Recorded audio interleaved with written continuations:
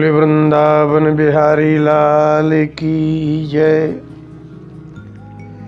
नमामुते देव पदारविंदम प्रपन्नतापोपशमातपत्रम यन्मूलकेता यतयोऽञ्जसोरु संसार दुखम बहिरुत्क्षिपन्ति।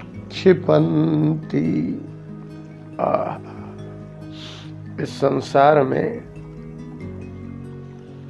संतुष्ट धनवान ढूंढना बहुत दुर्लभ है।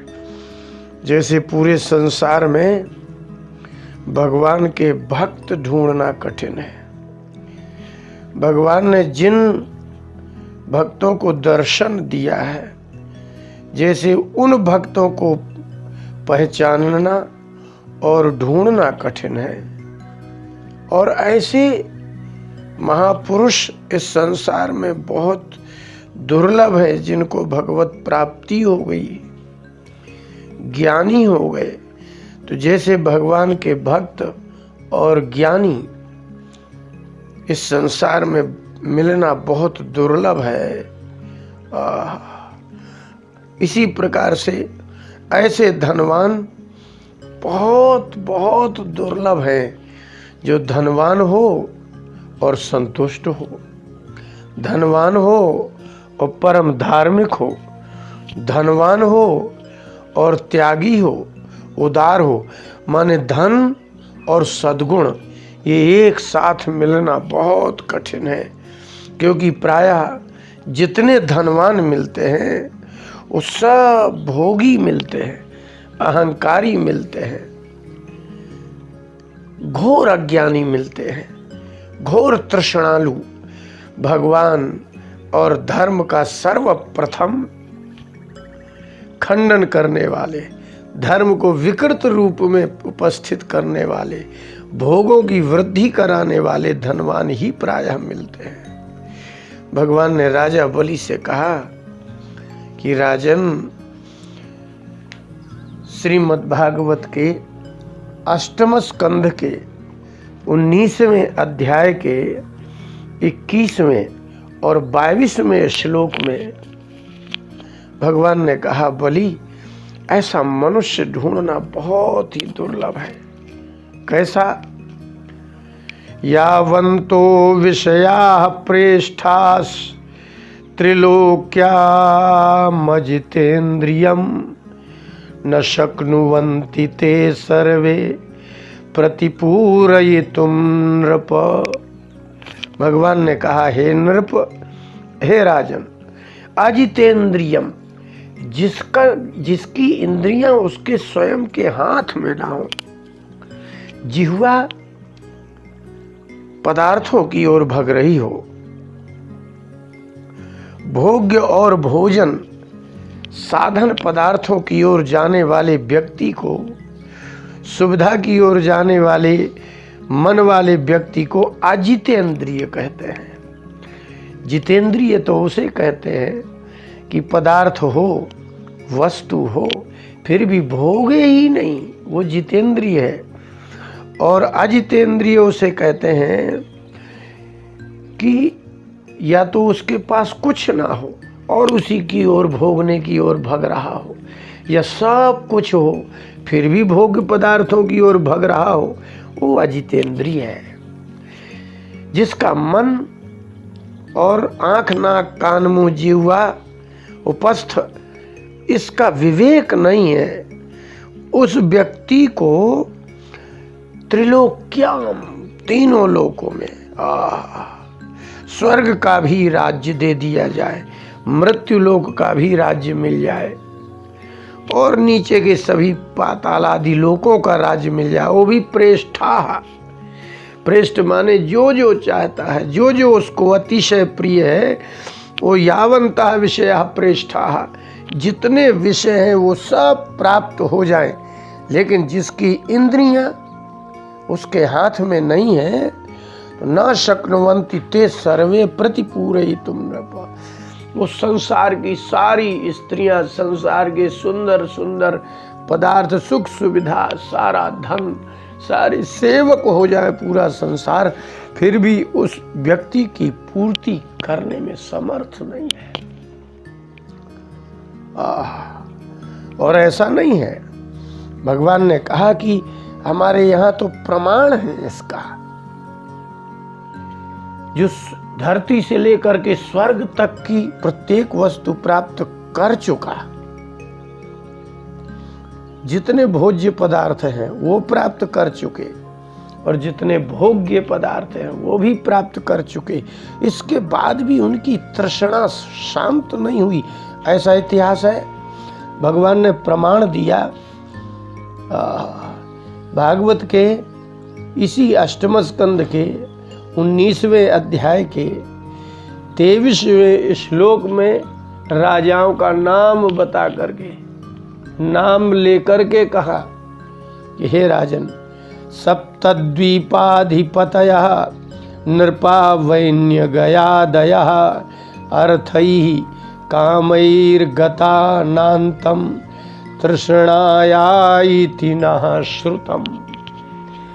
भगवान ने कहा कि हमने सुना है और देखा भी है कि सप्तद्वीपाधिपतयः नृपाः, ऐसे ऐसे भी राजा इस धरती में हो गए कि ये चारों दिशाओं में जहाँ खड़े हो वहाँ से सारी दिशाओं में 7 द्वीप है धरती में, इन 7 द्वीपों के वो अधिपति बन गए।